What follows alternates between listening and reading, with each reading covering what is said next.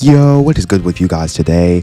I am back with a new news video that I drop every single week at around Thursday, Friday-ish. So y'all check it for that news video, you know what I'm saying?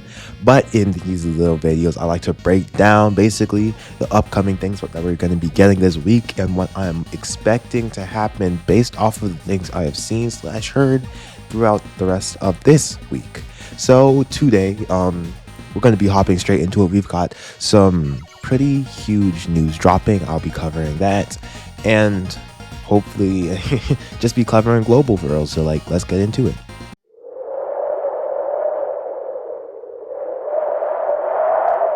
All right, so with global here, I don't really know what's happening, to be honest, but we got a unofficial timeline. I'm sure you guys might have seen Rokage's video, but there is an unofficial timeline. See, with unofficial stuff, I don't really use that as much because I don't really trust them, but most of the time they are right, which is kind of crazy. But this unofficial timeline is worrying. So the point of this video is basically going to be me predicting what the timeline that we're going to be getting, and then this timeline dropped, but I'm still going to be doing that. So the first thing that I expect to happen here is after we get Megumi, I hope, since we're probably gonna have a dead week next week, I hope we get Calling Games Yuji. That is the one thing I hope we get, because I have a theory. Yes, a theory. And the theory is gobsmacking. It's incredible. They can drop Calling Games Yuji at any time. Just think about it there. They can literally drop this Yuji whenever they want to. I feel like there is no reason to push it back. Literally just drop the unit because he's free. Yes, he has a banner, but Toyo's banner's gone, so there's no re-rolling trouble. Literally just drop him, because we're going to be running out of banners here in a second. I'm probably going to be summoning on the new Mahito based off of what I know that's coming next, but we'll get to that in a second here. So after they do that, we are getting the JOJO and the Kusakabe, and that's mad boring. I'm not even gonna lie to you. See, if I was the devs, honestly, what I would have done after seeing the community's response to all of this randomness, I would have dropped Calling Games UG next week, 0.2 the week after that. Give us our 3,000 cubes, give us our rewards, give us the events, skip 2 weeks or a week, then drop the units that were skipped. Because at this point, these units are they have lost incredible value except for Kusakabe, which we will be getting.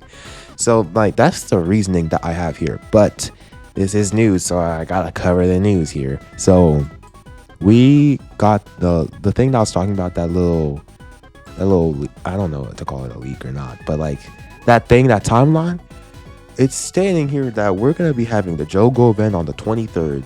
We're gonna have some randomness, about pretty much just a dead week on the 30th. On the 6th, we're going to be getting Kusakabe. We're going to get a rerun banner for Yellow Shoko, which I desperately need, but that banner is practically useless, seeing as Yaga's already in standard banner and Shoko's coming to standard banner, so don't summon on that ever.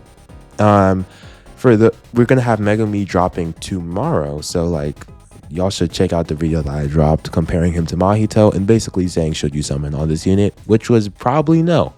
Unless you don't have Mahito, then yeah, you should drop a little bit, but not too much. You know what I'm saying?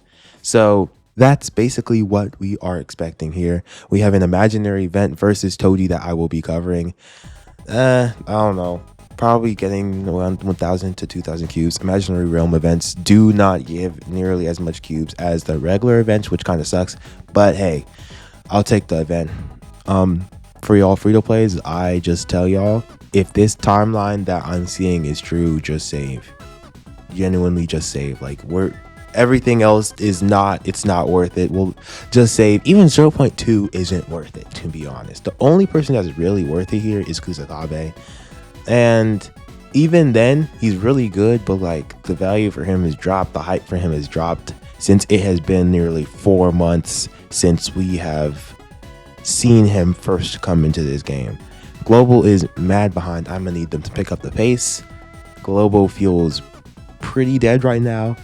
Can Megumi bring back out the deadness. I don't know. An imaginary realm is better because, you know, it's not a brain dead event.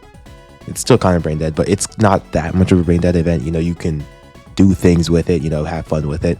So that is some interesting thing. Now for that little quick JP thing that I like to do at the end of the video here, I'll just cover JP real quick. They're getting a high GOJO and Shoko rerun. Of course they are. Like, why wouldn't they be? They're getting free rewards. They got this whole Blu-ray and DVD thing for playing games that's giving them a free serial code that gives you tickets and cubes and other randomness, dude. That can't be fair.